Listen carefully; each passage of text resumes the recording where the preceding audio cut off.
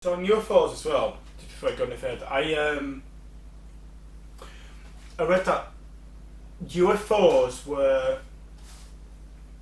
really at the end of the Second World War. UFOs were like looking at humans, going for the first time ever.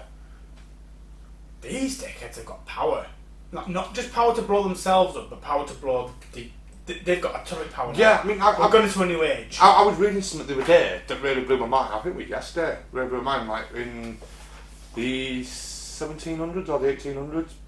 No, 1600s we invented the chariot. Okay, the Romans. Yeah, so yeah, 1600s we invented the chariot. Right? And that was the fastest form of travel. On the back of a horse, of course. Until the 1800s when we invented the train. Right, so for 200 years, the fastest way people could get around was by chariot. Okay. Then we invented the train. Yeah. In the 1900s. Steam train, yeah. Right? There's 66 years between humans building the first airplane to landing on the moon. It's madness, isn't it? It's insane. It's truly insane. Like, for 200 years, we had chariots. Then in the space of 169 years, we went from trains to the moon. And from planes to the moon is 66 years. From the first human being flying in the sky to the first human being walking on the moon is 66 years. It's insane. That is ridiculous. So when you go UFO theory and it's like, oh, aliens started paying attention to us at this point, I can fucking see why. They're like, they can just look around on wheels, looking, oh fuck, they're in space. Like, they're flying now, oh fuck, they're in space, right, let's. Yes, so the thing I read about, like if aliens are real and they're observational only, they observe humankind, that they'll go, whoa, they've just created something which we know is going to be fucking significant, and we need to keep an eye on these fuckers. And best way to nick their technology is when no one's looking. And I've got a theory on that as well. That from reading loads of different things, it's just a personal theory. Which is why it's always you have like American boats, American planes. Yeah. Like, these are guys who created. Because they're the military-industrial complex. And they're the ones that did the weapon. Let's go nick those guys in the middle of the ocean where no one can see. But I was seeing it as sort of like, right, we've got atomic power. And the others have gone, ooh, they've got atomic power. It's kind of like, I'm going to go with sci-fi reference. It's kind of like Star Trek, First Contact. I thought we were going to Stargate then. No. Star Trek, First Contact, when they first meet Vulcans. So, Ephraim Cochrane builds the first ever warp engine. Goes into orbit, turns the warp engine on, and basically goes for a minute out and a minute back, and goes, well, that works. Lands it, and then the Vulcans land and go, hello. Right? And he's like, fuck you, aliens, what the fuck? And he's like, yeah, we've seen you. We've been whizzing past you all the time. And we've seen you coming in your rockets and your space stations, and you're beneath us, so we've ignored you. But we've just detected a warp engine signature, and that means you're on our level of technology now, so we've come to say hello. And then you get Enterprise where they hold you back and like that. So, my idea, like coming off Star Trek and shit like that, is that we've got atomic power. And the aliens are like, right, we need to, we've got atomic power, we need to watch these now. They're going to come to join us, they're going to come out into the solar system and play. And no, they're not. Instead of building engines out of it, they're building bombs out of it. Right, we're going to fly over Rendlesham and switch them off. We're going to fly over there and switch those nukes off. Because there's some reports of nuclear weapons being turned off. And turned on. Yeah. They're like, let's turn them on and see what they do. Right, and now we're going to turn them off. They're going to fucking, we'll turn them off, And it just seems to be kind of like this, you've got atomic power, you've got our attention. You should be using it for engines and interstellar travel. You're using it for bombs to blow each other up instead. So one, you're not ready to join us yet. So we can't announce ourselves and come and say hello to you. Because you're too fucking stupid. And two, you're going to blow yourselves up, and life's not that fucking abundant in this universe. There's only like 6-7 races, so we're going to keep switching your nukes off to stop you killing yourself, because you're going to get to that point one day. But if we keep letting you have nukes, you're going to wipe yourself out. There's only 7 races in this fucking universe, mate. You sound right now, with that evidence, batshit crazy. So I'm trying to put all the UFO things I've seen before into how I, if that was so, the weird thing is I don't disagree with you. However, we've always said we're an evidence-based channel. Yeah. Right? The other theory I have is that it's where this fucking dangerous horrible planet is a massive galactic UN out there that's really peaceful and stuff and enlightened, and we're just fucking apes bashing each other with rocks to them. So there's like these big red fucking flashing lights something of our solar system going, do not go in, prohibited, until we grow up enough. And all the UFOs we've seen are just fucking like 20-year-old frat boys in a car that dad bought and going, should we go buzz Earth? Let's buzz Earth. Watch this. Oh yeah, we're getting planet chasers, way! And fuck up, yeah. Now you kind of get kids in like Sainsbury's car park with a fucking pinned up rides and shit, and is it car meets they're called or whatever, Oh, well, all talking. Yeah. You remind me though, because I read. Actually, no, I'm a big Stephen King fan, and I read a book called Under the Dome, and don't get this fucking concept. I watched the TV series up to the point where there's red butterflies on the dome, and then I've not watched it since for some reason.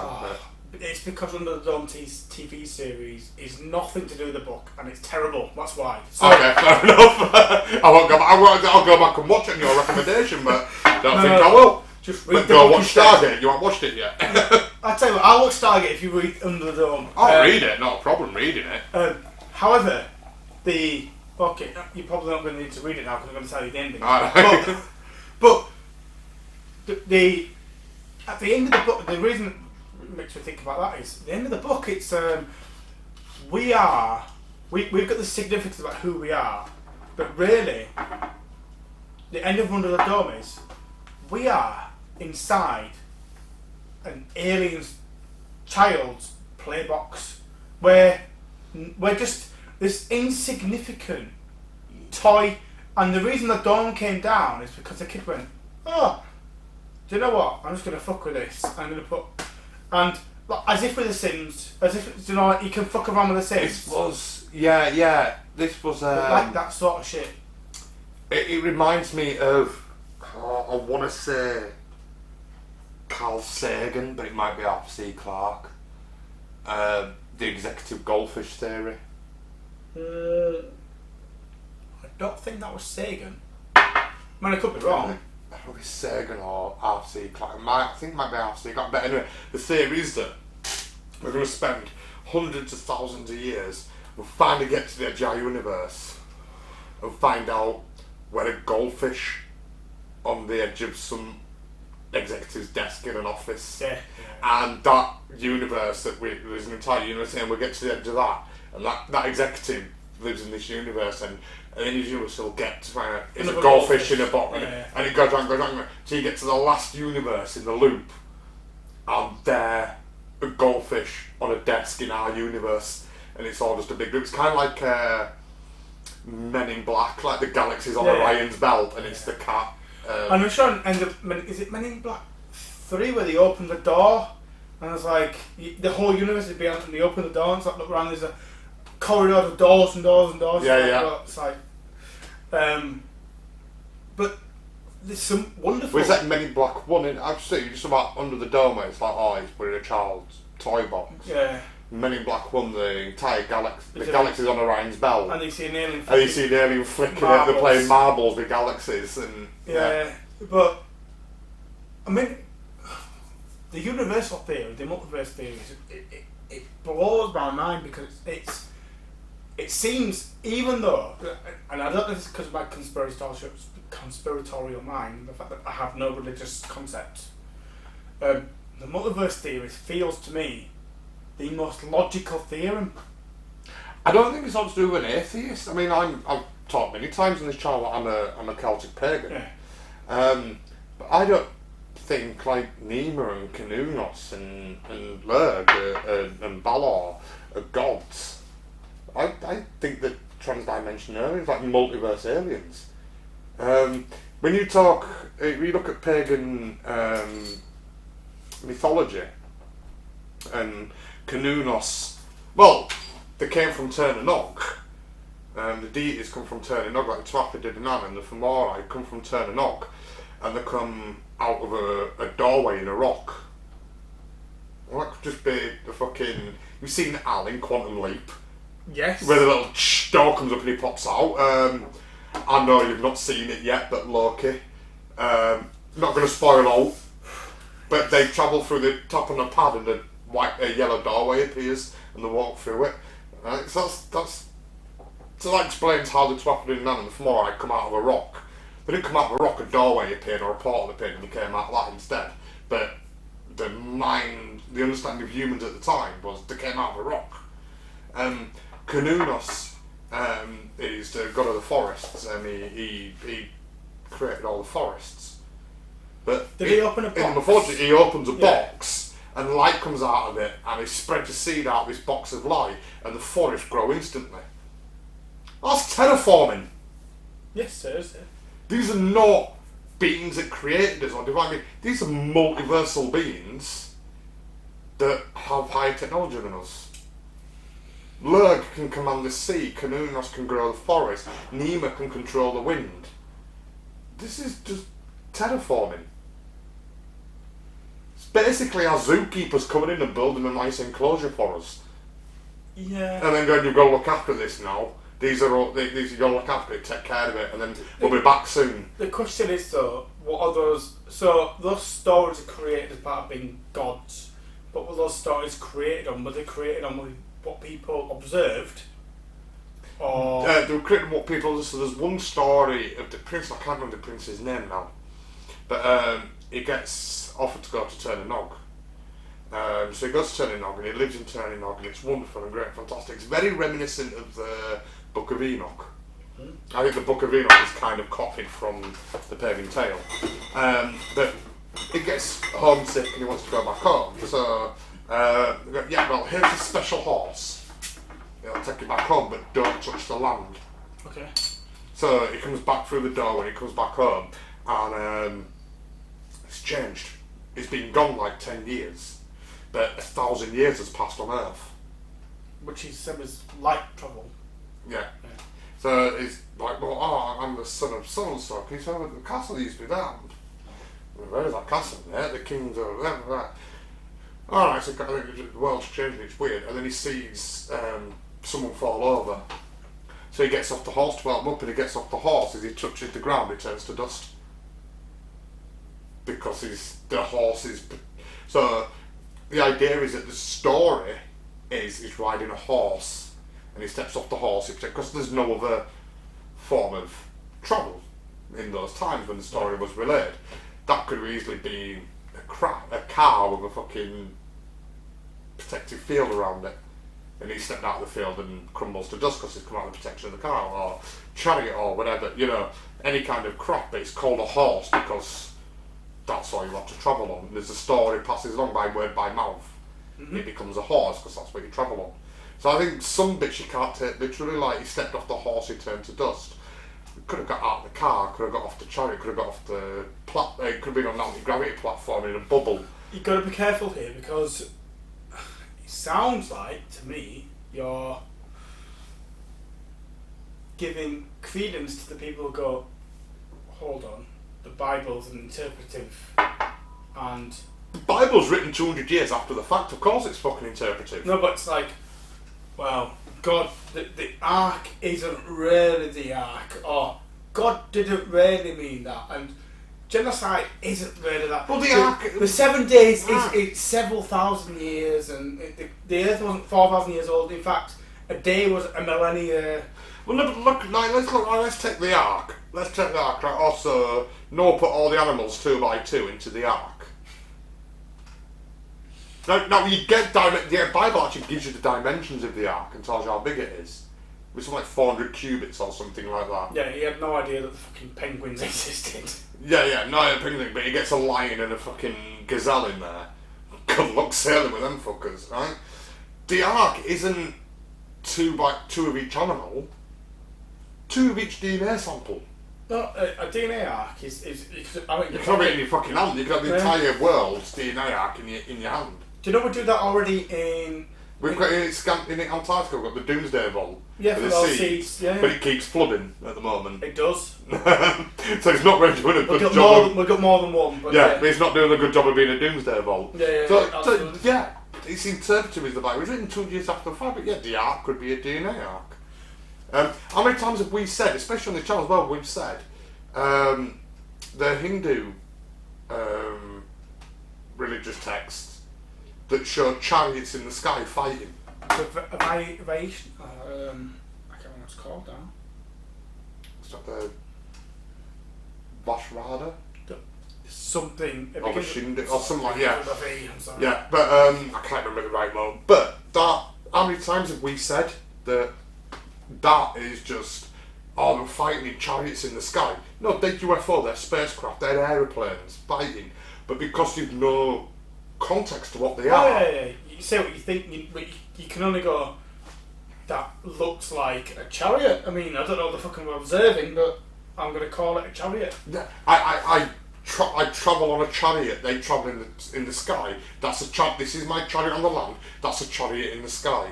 Someone's wrote that account down, and people have drawn that account of chariots in the sky. As a natural interpretation. Yeah, it's the recent thinking of Moses with a burning bush, and in the voice of God. DNT bush. It's Ananushka. It was fucking. But the burning bush wasn't the bush is on fire. It's fucking burning the fucking leaves. So I know we're going on a tangent. And this is missing minutes now. Yeah. But I love this, and I'm going to read it to you because you'll like this too. Wrong. So, the King James version of the New Testament. Oh, the King James Bible that was rewritten so that the king could keep control over the people. And it could be because they were learning to read. Yeah. Basically, the populace were learning to read, so King James rewrote the Bible so that the king was ordained by God. So, I love this. The King James version of the New Testament was completed in 1611. Only 1,611 years after Christ. Yeah, I mean, I'm sure it's accurate. By 8 members of the Church of England. They were, and still are, no original text to translate. The oldest manuscripts we have were written down by hundreds of years after the last apostle died. There were over 8,000 of these old manuscripts with no two alike. The King James translators used none of these. Instead, they edited previous translations to create a version their king and parliament would approve. So 21st century Christians believe that the Word of God is a book edited by 17th century from 16th century translations of 8,000 contradictory copies of 4th century scrolls that claim to be copies of lost letters written in the 1st century. That's not faith, that's insanity. Yeah, I mean it is. I mean it's well. And most religions are exactly the same. Yeah, and it's quite well documented that God, we still think today we sing "God Save the Queen" today because God save the Queen. That's a fascist regime. Yeah. But no, like the actual national anthem is "God Save the Queen" in England. Long to reign over us. Yeah. And it's. But that comes from the Church of England, that the Queen is, it's a God-given birthright to rule. She was sent here by God to rule England. Oh, really? Right. Yeah, and that comes from the King James Bible. Because... He's the voice of God, isn't he? No, the Pope is God's representative on earth. Yeah. But God sent King James to rule over England. Right? And the reason that came in that Bible, they rewrote the Bible so that it kind of gives this God-given right to rule, and the monarch's God-given right to rule, is because people couldn't read, so they'd go to church and the priest would tell them in sermons what faith was and what faith said and what God did. But that came from the king and the Pope, and then Henry VIII kind of split with the Pope and created the Church of England. So now the priests are the voices of propaganda for the king. Yes, the Church of England. Yeah. But now people can read. They're learning to read en masse, and they can read the Bible and find out actually, king isn't sent by God. The Pope is God's representative on earth. So you have to rewrite the Bible and destroy all copies of the old Bible, so that when people who now read the Bible, they still believe the king is thereby is his God-given birthright. Correct. And that's why the King James Bible has nothing to do with faith or God or religion, all to do with a monarch controlling his populace. Political propaganda tool. Yeah. As are most. We kind of went for the spectrum there of... Where were we anyway? We went for the spectrum there of like aliens not speaking to us because we have atomic weapons to... Yeah, but the atomic weapon... What gods are? Potentially, from the UFO community, the atomic weapon put us on the map. Yeah, this is the thing that got us noticed and yeah. But, right, anyway, yeah, where were we? I've got fucking no idea anymore. Right.